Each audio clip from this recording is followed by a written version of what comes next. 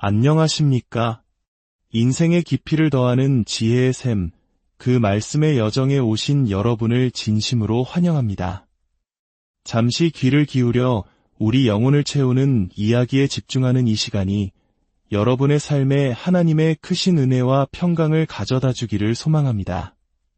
본 이야기가 시작되기 전 잠시 손을 모으는 마음으로 구독과 좋아요를 눌러주신다면 이 귀한 말씀을 더 널리 전하는 데 큰 힘이 될 것입니다. 여러분의 그 작은 섬김 위에 하나님의 축복이 늘 함께 하시기를 기도합니다. 인류 비극의 시작은 어디였을까요? 성경은 그 시작을 에덴 동산의 아담과 하와 이야기로부터 풀어냅니다. 하나님께서는 그들에게 모든 것을 허락하셨지만 단 하나 선악을 알게 하는 나무의 열매만큼은 금하셨습니다. 하지만 그들은 그 약속을 어겼습니다.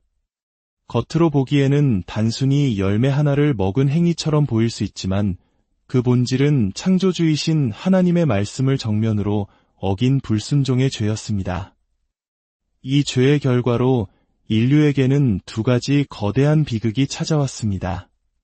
첫 번째는 바로 죽음입니다. 하나님께서는 분명히 경고하셨습니다. 그것을 먹는 날에는 반드시 죽으리라. 하지만 아담과 하와는 선악과를 먹는 그 순간 육체적으로 죽지 않았습니다. 그렇다면 하나님의 말씀이 틀렸던 것일까요? 결코 그렇지 않습니다. 여기서 우리는 하나님과 인간이 죽음을 바라보는 시각이 완전히 다르다는 것을 깨달아야 합니다. 하나님 보시기에 죽음이란 생명의 근원이신 그분과의 관계가 단절되는 것, 즉 영적인 죽음을 의미합니다. 아담과 하와는 선악과를 먹는 순간 하나님과의 친밀한 교제가 끊어졌고 영적으로 죽은 상태가 된 것입니다. 비록 육신은 살아 숨쉬고 있었지만 그들의 영혼은 하나님을 떠나 죽은 것이나 다름없었습니다. 에베소서 2장 1절은 이렇게 증언합니다. 그는 허물과 죄로 죽었던 너희를 살리셨도다. 이 말씀처럼 본래 인간은 모두 죄로 인해 영적으로 죽었던 존재이며 오직 예수 그리스도를 만남으로써만 다시 살아날 수 있는 것입니다. 예수님께서는 요한복음에서 이렇게 말씀하셨습니다. 나를 믿는 자는 죽어도 살겠고 무릇 살아서 나를 믿는 자는 영원히 죽지 아니하리라. 이 말씀은 참으로 깊은 의미를 담고 있습니다.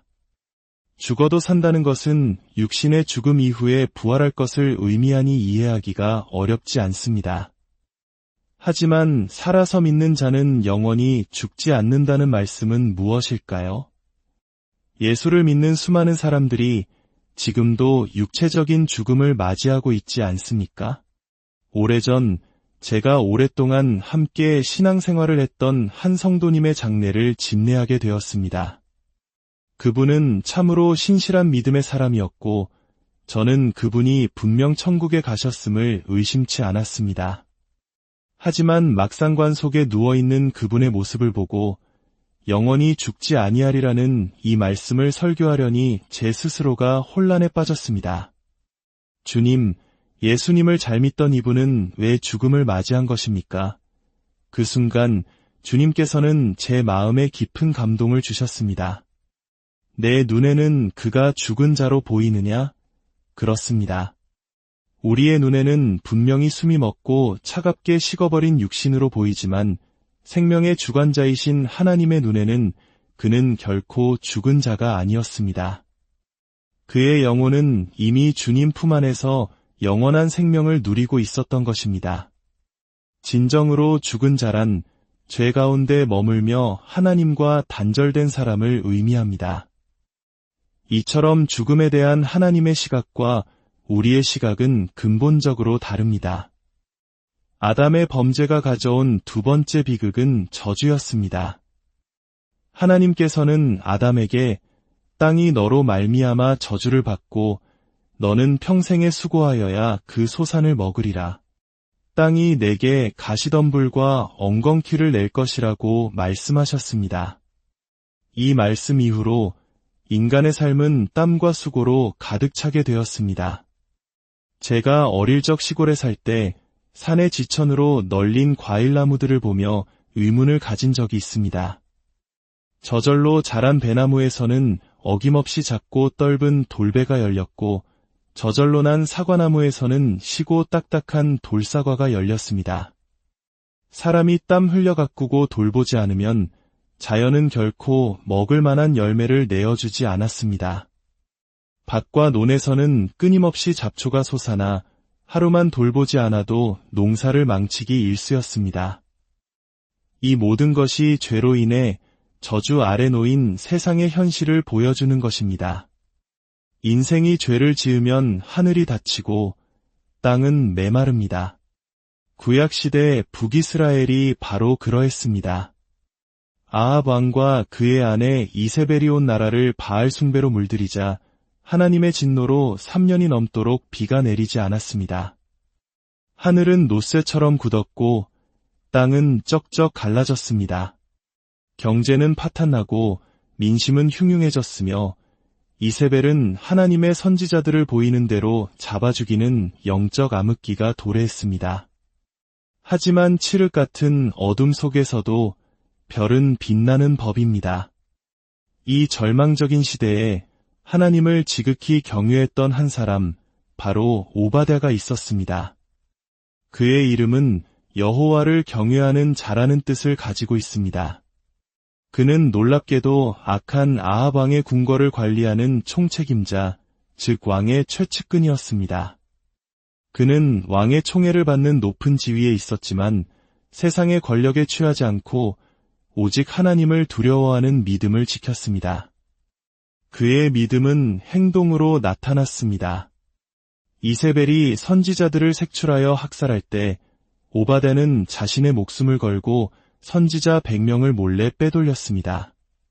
그리고 10명씩 두 동굴에 나누어 숨기고 극심한 가뭄 속에서도 떡과 물을 구해 그들의 생명을 지켜냈습니다. 만약 이 일이 발각되었다면 그 역시 즉시 처형당했을 것입니다. 평범한 사람이었던 그가 어떻게 이런 엄청난 용기를 낼 수 있었을까요? 그 용기는 그의 성품이 거칠거나 대담해서가 아니었습니다. 오히려 사람보다 하나님을 더 두려워하는 마음, 바로 경외심에서 비롯된 것이었습니다. 하나님을 무시하는 사람은 당장 눈앞에 힘있는 사람 앞에서는 비굴해지기 마련입니다. 그러나 진정으로 하나님을 경외하는 사람은 사람을 무시하지는 않지만 결코 사람을 두려워하지도 않습니다. 오바댜는 아합 왕의 칼날보다 살아계신 하나님의 심판을 더 두려워했기에 목숨을 건 순종을 할 수 있었던 것입니다. 잠언 9장 10절은 말합니다. 여호와를 경외하는 것이 지혜의 근본이요 거룩하신 자를 아는 것이 명철이니라. 그렇습니다. 하나님을 경외하는 마음이야말로 모든 지혜와 지식의 시작이며 우리 신앙의 가장 기본적인 토대입니다. 이 기본이 바로 서 있지 않으면 아무리 교회를 오래 다니고 높은 직분을 가져도 세상에서 큰 성공을 거두어도 결정적인 순간에 모래성처럼 무너져 내리고 맙니다. 성경은 하나님을 멸시했던 자들의 비참한 최후를 똑똑히 보여줍니다. 대제사장의 아들이었던 홈리와 비느하스는 하나님의 재물을 멸시하고 성전에서 악행을 저지르다 전쟁터에서 한나란 씨의 죽임을 당했습니다. 아합 왕과 이세벨 왕비는 어떻습니까?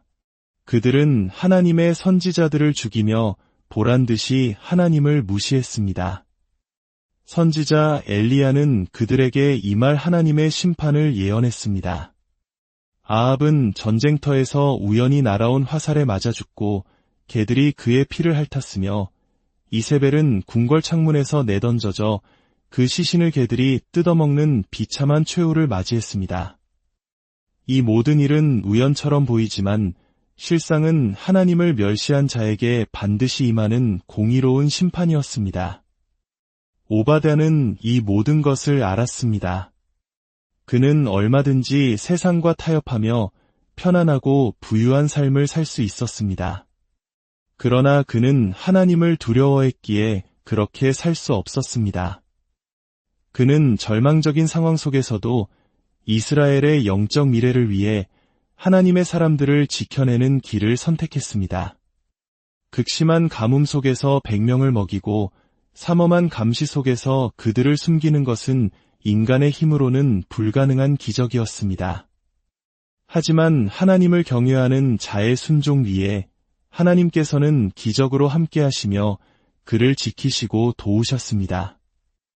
수천 년 전 오바댜의 이야기는 오늘을 살아가는 우리에게 깊은 울림을 줍니다. 지금 우리 사회와 교회는 어떤 위기 앞에 서 있습니까? 한때 뜨거운 부흥을 경험했던 한국 교회는 다음 세대가 떠나가고 있으며 신학대학은 목회자, 후보생이 없어 문 닫을 걱정을 하고 있습니다. 사회적으로는 세계 최저 수준의 출산율로 인해 국가 소멸을 걱정하는 지경에 이르렀습니다. 결혼과 가정에 대한 가치관은 성경의 가르침과는 너무나도 다르게 변해가고 있습니다. 마치 아합의 시대처럼 영적, 도덕적으로 캄캄한 현실 앞에 우리는 서 있습니다. 이러한 때에 우리에게 필요한 것은 바로 오바댜와 같은 믿음입니다. 절망적인 현실을 그저 한탄만 하는 것이 아니라 그 속에서도 미래를 준비하는 지혜와 용기가 필요합니다. 오바댜는 선지자 100명을 한 곳에 숨기지 않고 10명씩 나누어 숨겼습니다. 한쪽이 발각되더라도 다른 한쪽이라도 지켜내려는 치밀하고 전략적인 행동이었습니다. 우리 역시 이 악한 세상과 싸우기 위해 그리고 다음 세대를 지켜내기 위해 전략적으로 기도하고 행동해야 합니다. 사랑하는 여러분, 하나님을 경외하는 것이 모든 지혜의 근본임을 기억하십시오. 세상을 두려워하지 말고 오직 살아계신 하나님 한 분만을 두려워하며 나아가십시오. 오바댜처럼 어두운 시대 속에서 절망하지 않고 믿음으로 미래의 씨앗을 심는 사람이 되십시오. 여러분 한 사람 한 사람이 바로 이 시대의 오바댜가 되어 무너진 가정을 세우고 병든 교회를 회복시키며 소망 없는 이 땅에 하나님의 나라를 이루어가는 거룩한 사명자로 살아가시기를 주님의 이름으로 간절히 안녕하십니까? 인생의 깊이를 더하는 지혜의 샘, 그 말씀의 여정에 오신 여러분을 진심으로 환영합니다. 잠시 귀를 기울여 우리 영혼을 채우는 이야기에 집중하는 이 시간이 여러분의 삶에 하나님의 크신 은혜와 평강을 가져다 주기를 소망합니다. 본 이야기가 시작되기 전 잠시 손을 모으는 마음으로 구독과 좋아요를 눌러주신다면 이 귀한 말씀을 더 널리 전하는 데 큰 힘이 될 것입니다. 여러분의 그 작은 섬김 위에 하나님의 축복이 늘 함께 하시기를 기도합니다. 인류 비극의 시작은 어디였을까요? 성경은 그 시작을 에덴 동산의 아담과 하와 이야기로부터 풀어냅니다. 하나님께서는 그들에게 모든 것을 허락하셨지만 바나나, 선악을 알게 하는 나무의 열매만큼은 금하셨습니다. 하지만 그들은 그 약속을 어겼습니다. 겉으로 보기에는 단순히 열매 하나를 먹은 행위처럼 보일 수 있지만 그 본질은 창조주이신 하나님의 말씀을 정면으로 어긴 불순종의 죄였습니다. 이 죄의 결과로 인류에게는 두 가지 거대한 비극이 찾아왔습니다. 첫 번째는 바로 죽음입니다. 하나님께서는 분명히 경고하셨습니다. 그것을 먹는 날에는 반드시 죽으리라. 하지만 아담과 하와는 선악과를 먹는 그 순간 육체적으로 죽지 않았습니다. 그렇다면 하나님의 말씀이 틀렸던 것일까요? 결코 그렇지 않습니다. 여기서 우리는 하나님과 인간이 죽음을 바라보는 시각이 완전히 다르다는 것을 깨달아야 합니다. 하나님 보시기에 죽음이란 생명의 근원이신 그분과의 관계가 단절되는 것, 즉 영적인 죽음을 의미합니다. 아담과 하와는 선악과를 먹는 순간 하나님과의 친밀한 교제가 끊어졌고 영적으로 죽은 상태가 된 것입니다. 비록 육신은 살아 숨쉬고 있었지만 그들의 영혼은 하나님을 떠나 죽은 것이나 다름없었습니다. 에베소서 2장 1절은 이렇게 증언합니다. 그는 허물과 죄로 죽었던 너희를 살리셨도다. 이 말씀처럼 본래 인간은 모두 죄로 인해 영적으로 죽었던 존재이며 오직 예수 그리스도를 만남으로써만 다시 살아날 수 있는 것입니다. 예수님께서는 요한복음에서 이렇게 말씀하셨습니다. 나를 믿는 자는 죽어도 살겠고 무릇 살아서 나를 믿는 자는 영원히 죽지 아니하리라. 이 말씀은 참으로 깊은 의미를 담고 있습니다. 죽어도 산다는 것은 육신의 죽음 이후에 부활할 것을 의미하니 이해하기가 어렵지 않습니다. 하지만 살아서 믿는 자는 영원히 죽지 않는다는 말씀은 무엇일까요? 예수를 믿는 수많은 사람들이 지금도 육체적인 죽음을 맞이하고 있지 않습니까? 오래전 제가 오랫동안 함께 신앙생활을 했던 한 성도님의 장례를 집례하게 되었습니다. 그분은 참으로 신실한 믿음의 사람이었고 저는 그분이 분명 천국에 가셨음을 의심치 않았습니다. 하지만 막상관 속에 누워있는 그분의 모습을 보고 영원히 죽지 아니하리라는 이 말씀을 설교하려니 제 스스로가 혼란에 빠졌습니다. 주님, 예수님을 잘 믿던 이분은 왜 죽음을 맞이한 것입니까? 그 순간 주님께서는 제 마음에 깊은 감동을 주셨습니다. 내 눈에는 그가 죽은 자로 보이느냐? 그렇습니다. 우리의 눈에는 분명히 숨이 멎고 차갑게 식어버린 육신으로 보이지만 생명의 주관자이신 하나님의 눈에는 그는 결코 죽은 자가 아니었습니다. 그의 영혼은 이미 주님 품 안에서 영원한 생명을 누리고 있었던 것입니다. 진정으로 죽은 자란 죄 가운데 머물며 하나님과 단절된 사람을 의미합니다. 이처럼 죽음에 대한 하나님의 시각과 우리의 시각은 근본적으로 다릅니다. 아담의 범죄가 가져온 두 번째 비극은 저주였습니다. 하나님께서는 아담에게 땅이 너로 말미암아 저주를 받고 너는 평생에 수고하여야 그 소산을 먹으리라. 땅이 내게 가시덤불과 엉겅퀴를 낼 것이라고 말씀하셨습니다. 이 말씀 이후로 인간의 삶은 땀과 수고로 가득 차게 되었습니다. 제가 어릴 적 시골에 살 때 산의 지천으로 널린 과일나무들을 보며 의문을 가진 적이 있습니다. 저절로 자란 배나무에서는 어김없이 작고 떫은 돌배가 열렸고 저절로 난 사과나무에서는 시고 딱딱한 돌사과가 열렸습니다. 사람이 땀 흘려 가꾸고 돌보지 않으면 자연은 결코 먹을 만한 열매를 내어주지 않았습니다.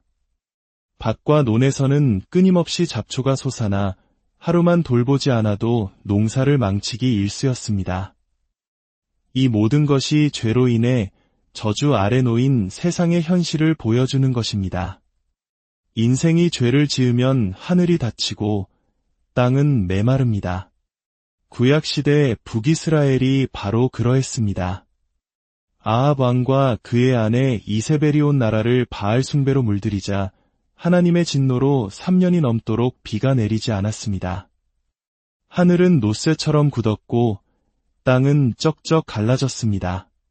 경제는 파탄나고 민심은 흉흉해졌으며 이세벨은 하나님의 선지자들을 보이는 대로 잡아 죽이는 영적 암흑기가 도래했습니다. 하지만 칠흑 같은 어둠 속에서도 별은 빛나는 법입니다. 이 절망적인 시대에 하나님을 지극히 경외했던 한 사람, 바로 오바댜가 있었습니다. 그의 이름은 여호와를 경외하는 자라는 뜻을 가지고 있습니다. 그는 놀랍게도 악한 아합 왕의 궁궐을 관리하는 총책임자, 즉 왕의 최측근이었습니다. 그는 왕의 총애를 받는 높은 지위에 있었지만 세상의 권력에 취하지 않고 오직 하나님을 두려워하는 믿음을 지켰습니다. 그의 믿음은 행동으로 나타났습니다. 이세벨이 선지자들을 색출하여 학살할 때 오바댜는 자신의 목숨을 걸고 선지자 100명을 몰래 빼돌렸습니다. 그리고 10명씩 두 동굴에 나누어 숨기고 극심한 가뭄 속에서도 떡과 물을 구해 그들의 생명을 지켜냈습니다. 만약 이 일이 발각되었다면 그 역시 즉시 처형당했을 것입니다. 평범한 사람이었던 그가 어떻게 이런 엄청난 용기를 낼 수 있었을까요? 그 용기는 그의 성품이 거칠거나 대담해서가 아니었습니다.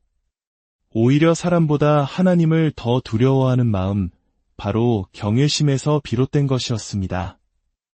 하나님을 무시하는 사람은 당장 눈앞에 힘있는 사람 앞에서는 비굴해지기 마련입니다. 그러나 진정으로 하나님을 경외하는 사람은 사람을 무시하지는 않지만 결코 사람을 두려워하지도 않습니다. 오바댜는 아합 왕의 칼날보다 살아계신 하나님의 심판을 더 두려워했기에 목숨을 건 순종을 할 수 있었던 것입니다. 잠언 9장 10절은 말합니다. 여호와를 경외하는 것이 지혜의 근본이요 거룩하신 자를 아는 것이 명철이니라. 그렇습니다.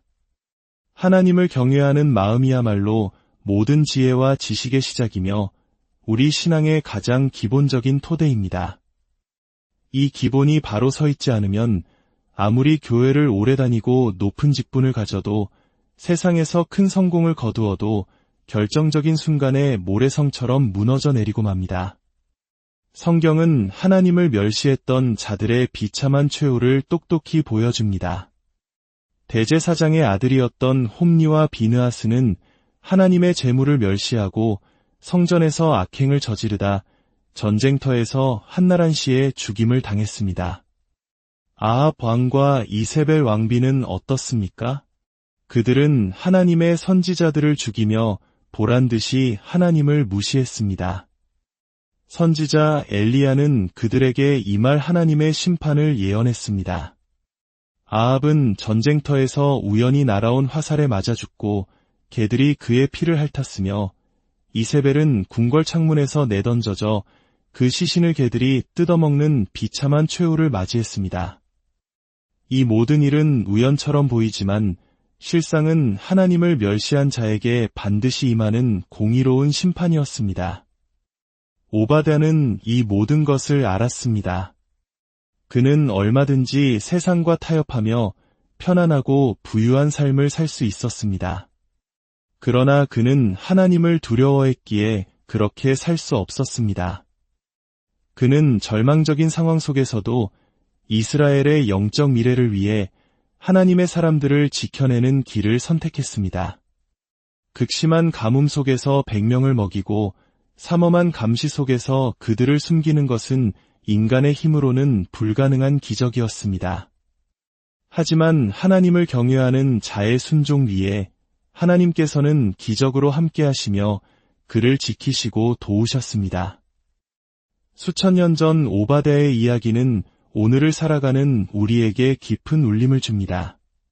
지금 우리 사회와 교회는 어떤 위기 앞에 서 있습니까?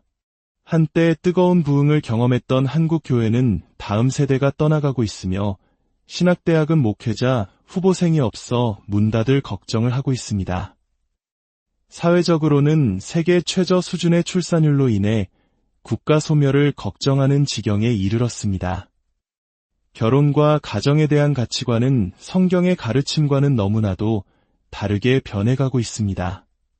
마치 아합의 시대처럼 영적, 도덕적으로 캄캄한 현실 앞에 우리는 서 있습니다.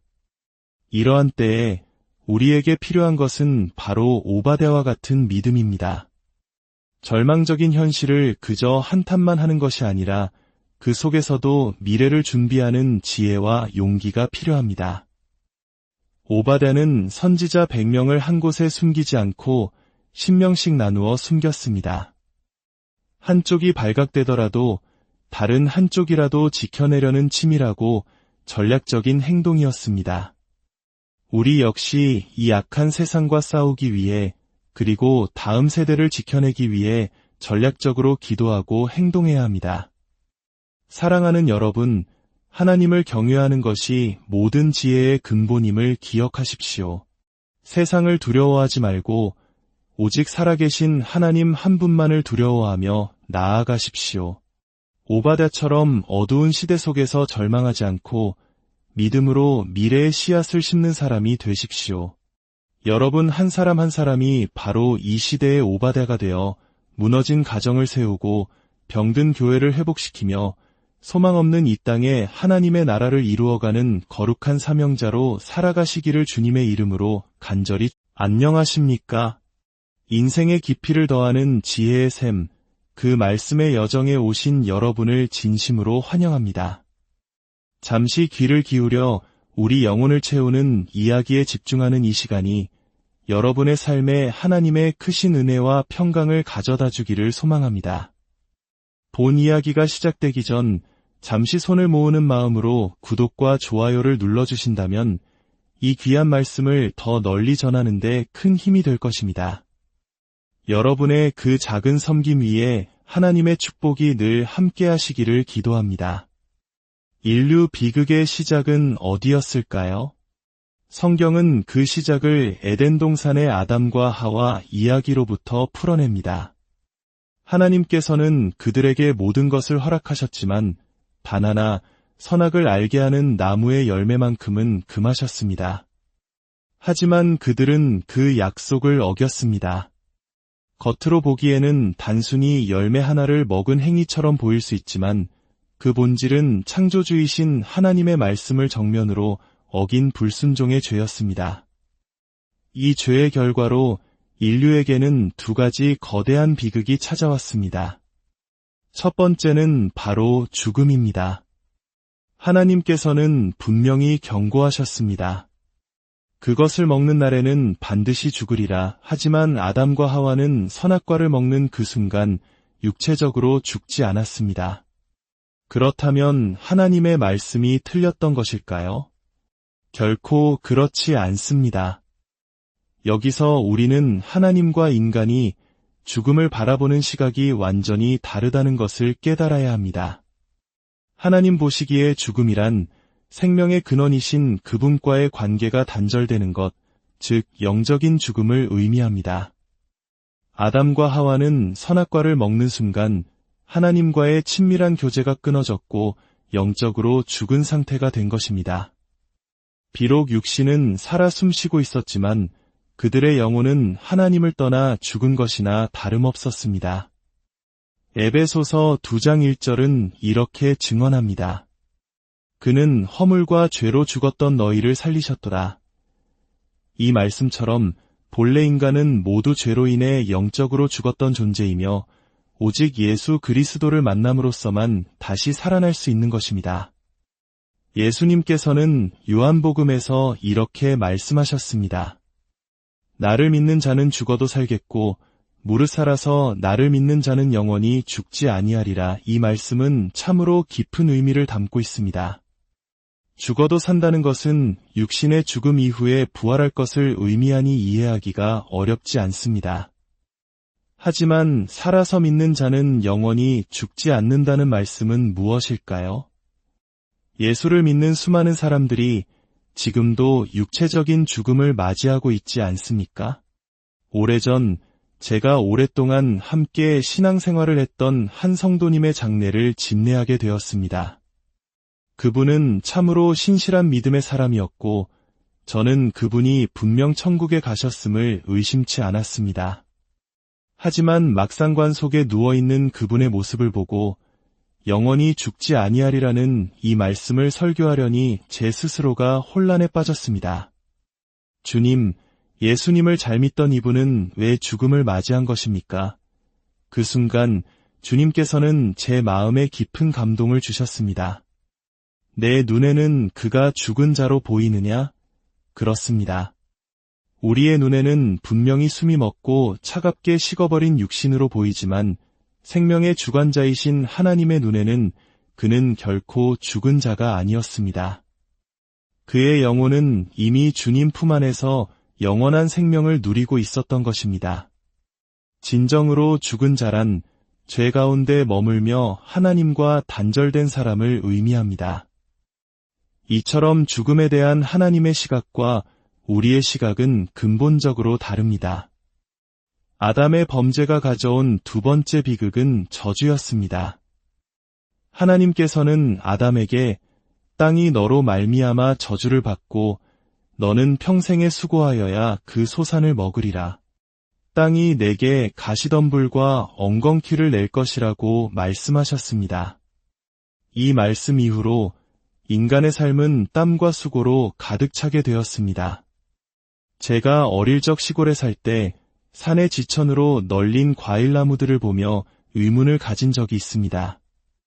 저절로 자란 배나무에서는 어김없이 작고 떫은 돌배가 열렸고, 저절로 난 사과나무에서는 시고 딱딱한 돌사과가 열렸습니다. 사람이 땀 흘려 가꾸고 돌보지 않으면 자연은 결코 먹을 만한 열매를 내어주지 않았습니다. 밭과 논에서는 끊임없이 잡초가 솟아나 하루만 돌보지 않아도 농사를 망치기 일쑤였습니다. 이 모든 것이 죄로 인해 저주 아래 놓인 세상의 현실을 보여주는 것입니다. 인생이 죄를 지으면 하늘이 닫히고 땅은 메마릅니다. 구약시대 북이스라엘이 바로 그러했습니다. 아합 왕과 그의 아내 이세벨이 온 나라를 바알 숭배로 물들이자 하나님의 진노로 3년이 넘도록 비가 내리지 않았습니다. 하늘은 노쇠처럼 굳었고 땅은 쩍쩍 갈라졌습니다.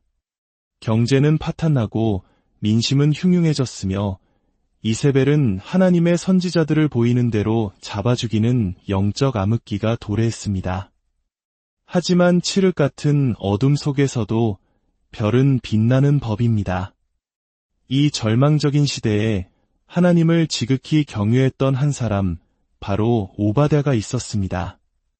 그의 이름은 여호와를 경외하는 자라는 뜻을 가지고 있습니다. 그는 놀랍게도 악한 아합 왕의 궁궐을 관리하는 총책임자, 즉 왕의 최측근이었습니다. 그는 왕의 총애를 받는 높은 지위에 있었지만 세상의 권력에 취하지 않고 오직 하나님을 두려워하는 믿음을 지켰습니다. 그의 믿음은 행동으로 나타났습니다. 이세벨이 선지자들을 색출하여 학살할 때 오바댜는 자신의 목숨을 걸고 선지자 100명을 몰래 빼돌렸습니다. 그리고 10명씩 두 동굴에 나누어 숨기고 극심한 가뭄 속에서도 떡과 물을 구해 그들의 생명을 지켜냈습니다. 만약 이 일이 발각되었다면 그 역시 즉시 처형당했을 것입니다. 평범한 사람이었던 그가 어떻게 이런 엄청난 용기를 낼 수 있었을까요? 그 용기는 그의 성품이 거칠거나 대담해서가 아니었습니다. 오히려 사람보다 하나님을 더 두려워하는 마음, 바로 경외심에서 비롯된 것이었습니다. 하나님을 무시하는 사람은 당장 눈앞에 힘있는 사람 앞에서는 비굴해지기 마련입니다. 그러나 진정으로 하나님을 경외하는 사람은 사람을 무시하지는 않지만 결코 사람을 두려워하지도 않습니다. 오바댜는 아합 왕의 칼날보다 살아계신 하나님의 심판을 더 두려워했기에 목숨을 건 순종을 할 수 있었던 것입니다. 잠언 9장 10절은 말합니다. 여호와를 경외하는 것이 지혜의 근본이요 거룩하신 자를 아는 것이 명철이니라. 그렇습니다. 하나님을 경외하는 마음이야말로 모든 지혜와 지식의 시작이며 우리 신앙의 가장 기본적인 토대입니다.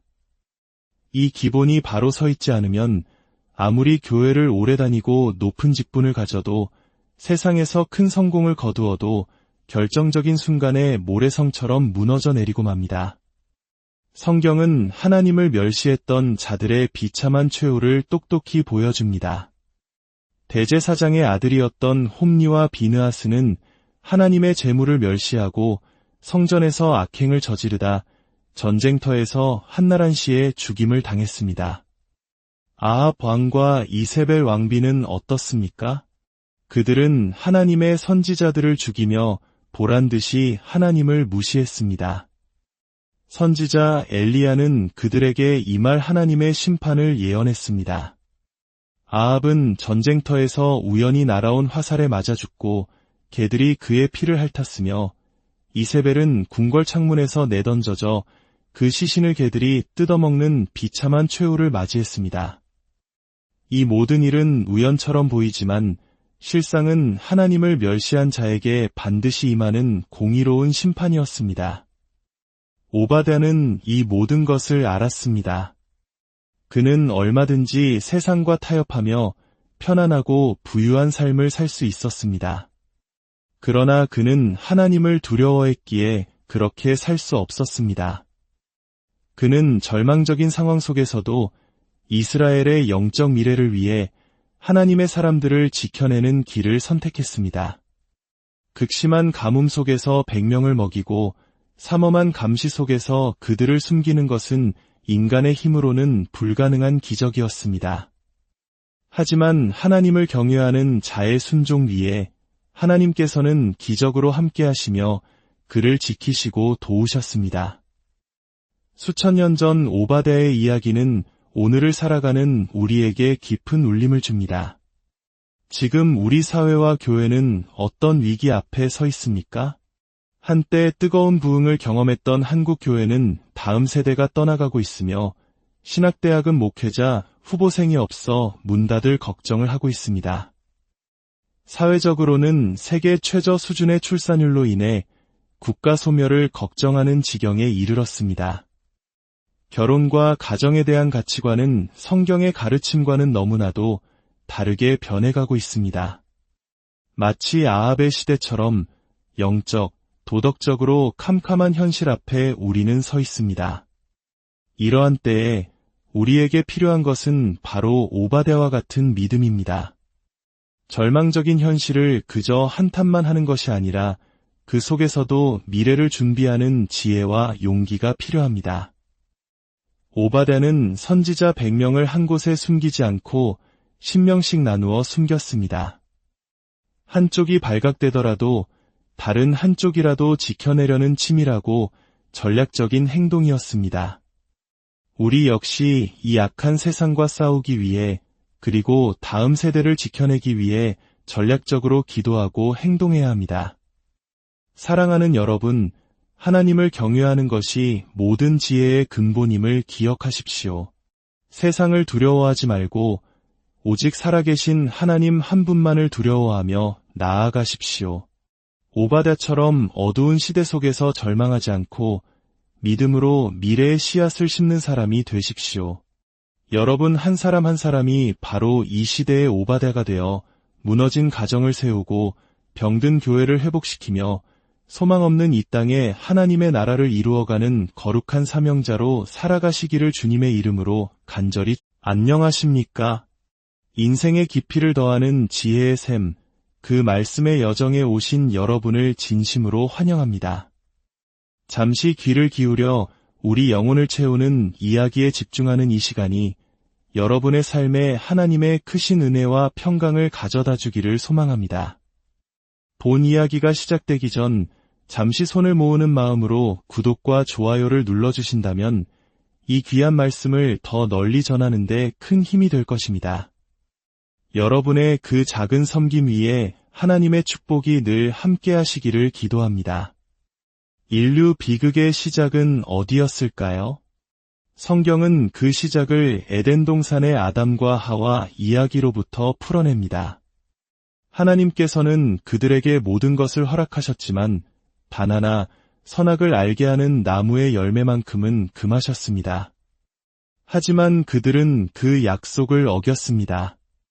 겉으로 보기에는 단순히 열매 하나를 먹은 행위처럼 보일 수 있지만 그 본질은 창조주이신 하나님의 말씀을 정면으로 어긴 불순종의 죄였습니다. 이 죄의 결과로 인류에게는 두 가지 거대한 비극이 찾아왔습니다. 첫 번째는 바로 죽음입니다. 하나님께서는 분명히 경고하셨습니다. 그것을 먹는 날에는 반드시 죽으리라. 하지만 아담과 하와는 선악과를 먹는 그 순간 육체적으로 죽지 않았습니다. 그렇다면 하나님의 말씀이 틀렸던 것일까요? 결코 그렇지 않습니다. 여기서 우리는 하나님과 인간이 죽음을 바라보는 시각이 완전히 다르다는 것을 깨달아야 합니다. 하나님 보시기에 죽음이란 생명의 근원이신 그분과의 관계가 단절되는 것, 즉 영적인 죽음을 의미합니다. 아담과 하와는 선악과를 먹는 순간 하나님과의 친밀한 교제가 끊어졌고 영적으로 죽은 상태가 된 것입니다. 비록 육신은 살아 숨쉬고 있었지만 그들의 영혼은 하나님을 떠나 죽은 것이나 다름없었습니다. 에베소서 2장 1절은 이렇게 증언합니다. 그는 허물과 죄로 죽었던 너희를 살리셨도다. 이 말씀처럼 본래 인간은 모두 죄로 인해 영적으로 죽었던 존재이며 오직 예수 그리스도를 만남으로써만 다시 살아날 수 있는 것입니다. 예수님께서는 요한복음에서 이렇게 말씀하셨습니다. 나를 믿는 자는 죽어도 살겠고 무릇 살아서 나를 믿는 자는 영원히 죽지 아니하리라. 이 말씀은 참으로 깊은 의미를 담고 있습니다. 죽어도 산다는 것은 육신의 죽음 이후에 부활할 것을 의미하니 이해하기가 어렵지 않습니다. 하지만 살아서 믿는 자는 영원히 죽지 않는다는 말씀은 무엇일까요? 예수를 믿는 수많은 사람들이 지금도 육체적인 죽음을 맞이하고 있지 않습니까? 오래전 제가 오랫동안 함께 신앙생활을 했던 한 성도님의 장례를 집례하게 되었습니다. 그분은 참으로 신실한 믿음의 사람이었고 저는 그분이 분명 천국에 가셨음을 의심치 않았습니다. 하지만 막상관 속에 누워있는 그분의 모습을 보고 영원히 죽지 아니하리라는 이 말씀을 설교하려니 제 스스로가 혼란에 빠졌습니다. 주님, 예수님을 잘 믿던 이분은 왜 죽음을 맞이한 것입니까? 그 순간 주님께서는 제 마음에 깊은 감동을 주셨습니다. 내 눈에는 그가 죽은 자로 보이느냐? 그렇습니다. 우리의 눈에는 분명히 숨이 멎고 차갑게 식어버린 육신으로 보이지만 생명의 주관자이신 하나님의 눈에는 그는 결코 죽은 자가 아니었습니다. 그의 영혼은 이미 주님 품 안에서 영원한 생명을 누리고 있었던 것입니다. 진정으로 죽은 자란 죄 가운데 머물며 하나님과 단절된 사람을 의미합니다. 이처럼 죽음에 대한 하나님의 시각과 우리의 시각은 근본적으로 다릅니다. 아담의 범죄가 가져온 두 번째 비극은 저주였습니다. 하나님께서는 아담에게 땅이 너로 말미암아 저주를 받고 너는 평생에 수고하여야 그 소산을 먹으리라. 땅이 내게 가시덤불과 엉겅퀴를 낼 것이라고 말씀하셨습니다. 이 말씀 이후로 인간의 삶은 땀과 수고로 가득 차게 되었습니다. 제가 어릴 적 시골에 살 때 산의 지천으로 널린 과일나무들을 보며 의문을 가진 적이 있습니다. 저절로 자란 배나무에서는 어김없이 작고 떫은 돌배가 열렸고 저절로 난 사과나무에서는 시고 딱딱한 돌사과가 열렸습니다. 사람이 땀 흘려 가꾸고 돌보지 않으면 자연은 결코 먹을 만한 열매를 내어주지 않았습니다. 밭과 논에서는 끊임없이 잡초가 솟아나 하루만 돌보지 않아도 농사를 망치기 일쑤였습니다. 이 모든 것이 죄로 인해 저주 아래 놓인 세상의 현실을 보여주는 것입니다. 인생이 죄를 지으면 하늘이 닫히고 땅은 메마릅니다. 구약시대 북이스라엘이 바로 그러했습니다. 아합 왕과 그의 아내 이세벨이 온 나라를 바알 숭배로 물들이자 하나님의 진노로 3년이 넘도록 비가 내리지 않았습니다. 하늘은 노쇠처럼 굳었고 땅은 쩍쩍 갈라졌습니다.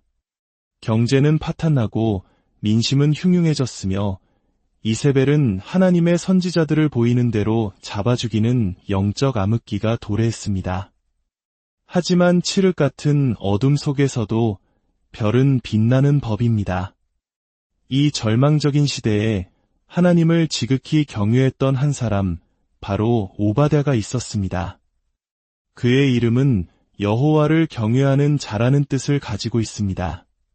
그는 놀랍게도 악한 아합 왕의 궁궐을 관리하는 총책임자, 즉 왕의 최측근이었습니다.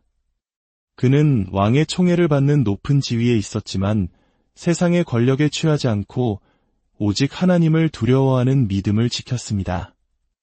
그의 믿음은 행동으로 나타났습니다. 이세벨이 선지자들을 색출하여 학살할 때 오바댜는 자신의 목숨을 걸고 선지자 100명을 몰래 빼돌렸습니다. 그리고 10명씩 두 동굴에 나누어 숨기고 극심한 가뭄 속에서도 떡과 물을 구해 그들의 생명을 지켜냈습니다. 만약 이 일이 발각되었다면 그 역시 즉시 처형당했을 것입니다. 평범한 사람이었던 그가 어떻게 이런 엄청난 용기를 낼 수 있었을까요? 그 용기는 그의 성품이 거칠거나 대담해서가 아니었습니다. 오히려 사람보다 하나님을 더 두려워하는 마음, 바로 경외심에서 비롯된 것이었습니다. 하나님을 무시하는 사람은 당장 눈앞에 힘있는 사람 앞에서는 비굴해지기 마련입니다. 그러나 진정으로 하나님을 경외하는 사람은 사람을 무시하지는 않지만 결코 사람을 두려워하지도 않습니다. 오바댜는 아합 왕의 칼날보다 살아계신 하나님의 심판을 더 두려워했기에 목숨을 건 순종을 할 수 있었던 것입니다. 잠언 9장 10절은 말합니다. 여호와를 경외하는 것이 지혜의 근본이요 거룩하신 자를 아는 것이 명철이니라. 그렇습니다. 하나님을 경외하는 마음이야말로 모든 지혜와 지식의 시작이며 우리 신앙의 가장 기본적인 토대입니다. 이 기본이 바로 서 있지 않으면 아무리 교회를 오래 다니고 높은 직분을 가져도 세상에서 큰 성공을 거두어도 결정적인 순간에 모래성처럼 무너져 내리고 맙니다. 성경은 하나님을 멸시했던 자들의 비참한 최후를 똑똑히 보여줍니다. 대제사장의 아들이었던 홈리와 비느하스는 하나님의 재물을 멸시하고 성전에서 악행을 저지르다 전쟁터에서 한나란 씨의 죽임을 당했습니다. 아합 왕과 이세벨 왕비는 어떻습니까? 그들은 하나님의 선지자들을 죽이며 보란듯이 하나님을 무시했습니다. 선지자 엘리야는 그들에게 임할 하나님의 심판을 예언했습니다. 아합은 전쟁터에서 우연히 날아온 화살에 맞아 죽고 개들이 그의 피를 핥았으며 이세벨은 궁궐 창문에서 내던져져 그 시신을 개들이 뜯어먹는 비참한 최후를 맞이했습니다. 이 모든 일은 우연처럼 보이지만 실상은 하나님을 멸시한 자에게 반드시 임하는 공의로운 심판이었습니다. 오바댜는 이 모든 것을 알았습니다. 그는 얼마든지 세상과 타협하며 편안하고 부유한 삶을 살 수 있었습니다. 그러나 그는 하나님을 두려워했기에 그렇게 살 수 없었습니다. 그는 절망적인 상황 속에서도 이스라엘의 영적 미래를 위해 하나님의 사람들을 지켜내는 길을 선택했습니다. 극심한 가뭄 속에서 100명을 먹이고 삼엄한 감시 속에서 그들을 숨기는 것은 인간의 힘으로는 불가능한 기적이었습니다. 하지만 하나님을 경외하는 자의 순종 위에 하나님께서는 기적으로 함께하시며 그를 지키시고 도우셨습니다. 수천 년 전 오바댜의 이야기는 오늘을 살아가는 우리에게 깊은 울림을 줍니다. 지금 우리 사회와 교회는 어떤 위기 앞에 서 있습니까? 한때 뜨거운 부흥을 경험했던 한국 교회는 다음 세대가 떠나가고 있으며 신학대학은 목회자, 후보생이 없어 문 닫을 걱정을 하고 있습니다. 사회적으로는 세계 최저 수준의 출산율로 인해 국가 소멸을 걱정하는 지경에 이르렀습니다. 결혼과 가정에 대한 가치관은 성경의 가르침과는 너무나도 다르게 변해가고 있습니다. 마치 아합의 시대처럼 영적, 도덕적으로 캄캄한 현실 앞에 우리는 서 있습니다. 이러한 때에 우리에게 필요한 것은 바로 오바댜와 같은 믿음입니다. 절망적인 현실을 그저 한탄만 하는 것이 아니라 그 속에서도 미래를 준비하는 지혜와 용기가 필요합니다. 오바댜는 선지자 100명을 한 곳에 숨기지 않고 10명씩 나누어 숨겼습니다. 한쪽이 발각되더라도 다른 한쪽이라도 지켜내려는 치밀하고 전략적인 행동이었습니다. 우리 역시 이 악한 세상과 싸우기 위해 그리고 다음 세대를 지켜내기 위해 전략적으로 기도하고 행동해야 합니다. 사랑하는 여러분, 하나님을 경외하는 것이 모든 지혜의 근본임을 기억하십시오. 세상을 두려워하지 말고 오직 살아계신 하나님 한 분만을 두려워하며 나아가십시오. 오바댜처럼 어두운 시대 속에서 절망하지 않고 믿음으로 미래의 씨앗을 심는 사람이 되십시오.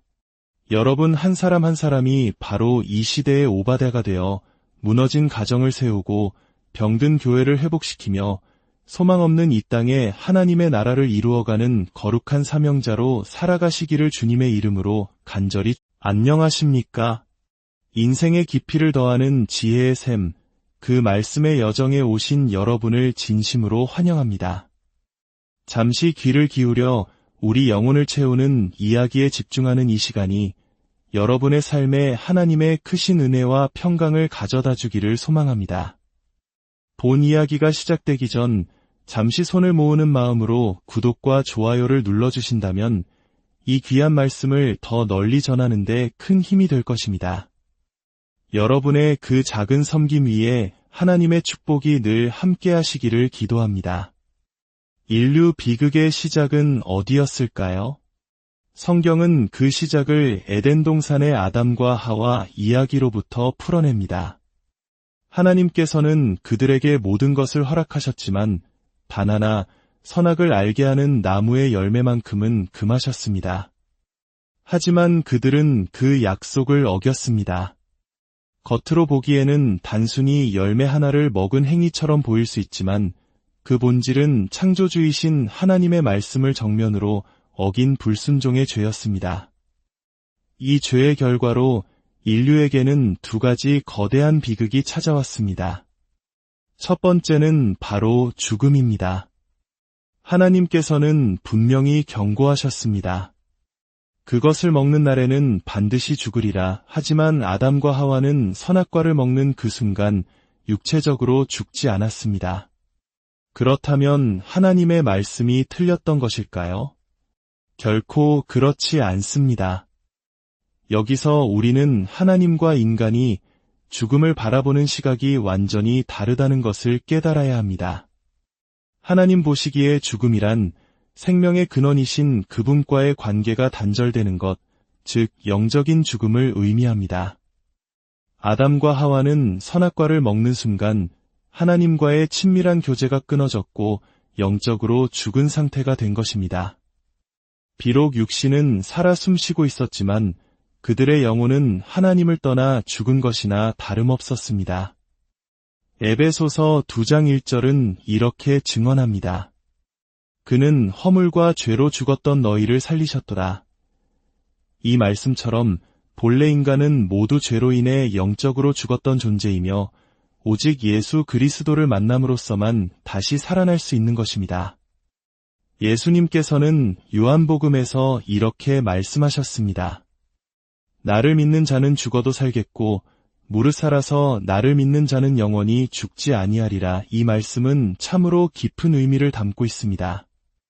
죽어도 산다는 것은 육신의 죽음 이후에 부활할 것을 의미하니 이해하기가 어렵지 않습니다. 하지만 살아서 믿는 자는 영원히 죽지 않는다는 말씀은 무엇일까요? 예수를 믿는 수많은 사람들이 지금도 육체적인 죽음을 맞이하고 있지 않습니까? 오래전 제가 오랫동안 함께 신앙생활을 했던 한 성도님의 장례를 집례하게 되었습니다. 그분은 참으로 신실한 믿음의 사람이었고 저는 그분이 분명 천국에 가셨음을 의심치 않았습니다. 하지만 막상관 속에 누워있는 그분의 모습을 보고 영원히 죽지 아니하리라는 이 말씀을 설교하려니 제 스스로가 혼란에 빠졌습니다. 주님, 예수님을 잘 믿던 이분은 왜 죽음을 맞이한 것입니까? 그 순간 주님께서는 제 마음에 깊은 감동을 주셨습니다.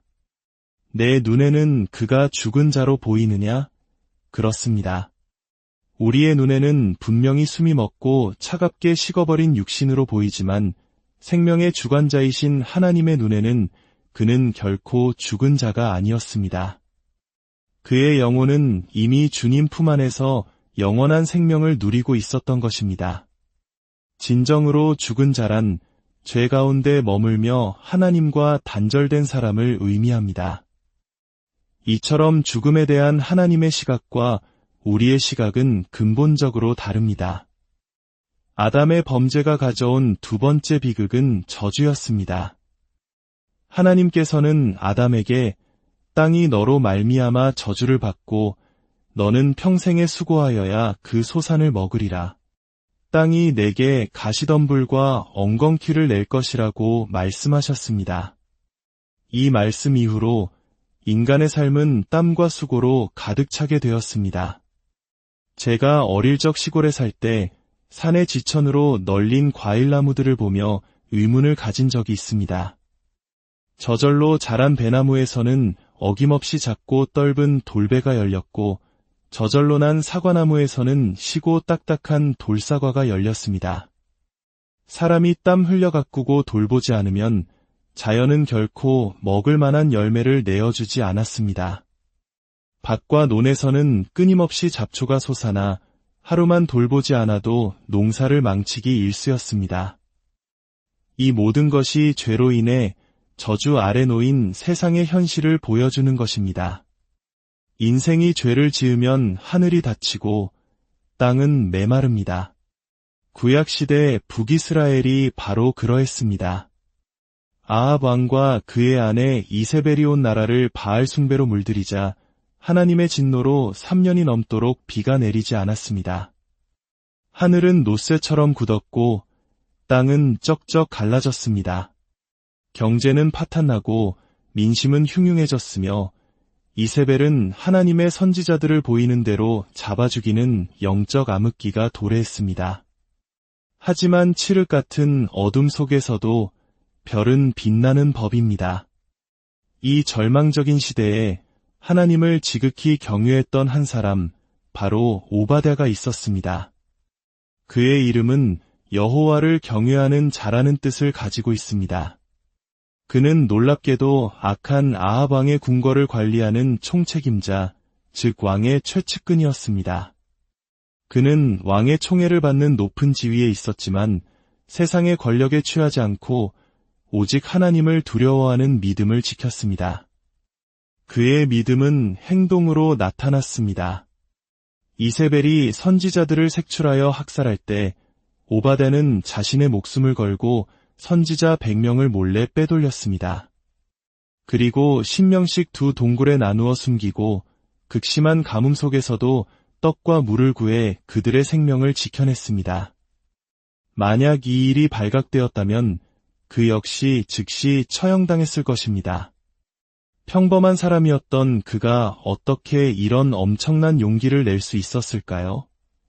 그 용기는 그의 성품이 거칠거나 대담해서가 아니었습니다. 오히려 사람보다 하나님을 더 두려워하는 마음, 바로 경외심에서 비롯된 것이었습니다. 하나님을 무시하는 사람은 당장 눈앞에 힘있는 사람 앞에서는 비굴해지기 마련입니다. 그러나 진정으로 하나님을 경외하는 사람은 사람을 무시하지는 않지만 결코 사람을 두려워하지도 않습니다. 오바댜는 아합 왕의 칼날보다 살아계신 하나님의 심판을 더 두려워했기에 목숨을 건 순종을 할 수 있었던 것입니다. 잠언 9장 10절은 말합니다. 여호와를 경외하는 것이 지혜의 근본이요 거룩하신 자를 아는 것이 명철이니라. 그렇습니다. 하나님을 경외하는 마음이야말로 모든 지혜와 지식의 시작이며 우리 신앙의 가장 기본적인 토대입니다. 이 기본이 바로 서 있지 않으면 아무리 교회를 오래 다니고 높은 직분을 가져도 세상에서 큰 성공을 거두어도 결정적인 순간에 모래성처럼 무너져 내리고 맙니다. 성경은 하나님을 멸시했던 자들의 비참한 최후를 똑똑히 보여줍니다. 대제사장의 아들이었던 홈리와 비느하스는 하나님의 재물을 멸시하고 성전에서 악행을 저지르다 전쟁터에서 한나란 씨의 죽임을 당했습니다. 아합 왕과 이세벨 왕비는 어떻습니까? 그들은 하나님의 선지자들을 죽이며 보란듯이 하나님을 무시했습니다. 선지자 엘리야는 그들에게 임할 하나님의 심판을 예언했습니다. 아합은 전쟁터에서 우연히 날아온 화살에 맞아 죽고 개들이 그의 피를 핥았으며 이세벨은 궁궐 창문에서 내던져져 그 시신을 개들이 뜯어먹는 비참한 최후를 맞이했습니다. 이 모든 일은 우연처럼 보이지만 실상은 하나님을 멸시한 자에게 반드시 임하는 공의로운 심판이었습니다. 오바댜는 이 모든 것을 알았습니다. 그는 얼마든지 세상과 타협하며 편안하고 부유한 삶을 살 수 있었습니다. 그러나 그는 하나님을 두려워했기에 그렇게 살 수 없었습니다.